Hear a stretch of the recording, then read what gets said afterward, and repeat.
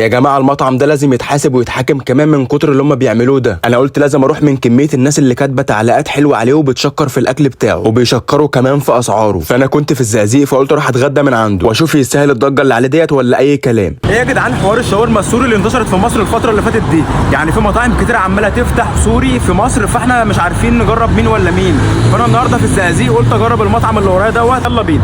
المطعم اسمه فرسان الشام في شارع طلبة عويضه. القعدات في الدور الثاني زي ما انتم شايفين كده برده، وعنده قعده اول دور زي البلكونه بالظبط. انا طلبت من الناس اللي انا اصور وكانوا مرحبين جدا وما رفضوش. هنا كان بيحضر سندوتش الشاورما، بيحط التوميه، بعد كده بيحط الخيار المخلل، بعد كده بيحط الشاورما الفراخ ويلف السندوتش كده ويدي العيش تشميع على النار. طلبت كام حاجه كده علشان اجربهم، فيلا بينا. جربت اول حاجه المناقيش اللي هم اصلا بيعملوها بجبنه مختلفه عن الجبنه الموتزاريلا، وبصراحه دي كانت بدايه مبشره وكان طعمها حلو. دخلت بعد كده بقى على الماريه شاورما فراخ. تتبيله الشاورما حلوه عجبتني بصراحه، واللي عجبني اكتر بقى ان العيش كان فريش. الفراخ الشوايه عندهم بقى كانت دايبه خالص كده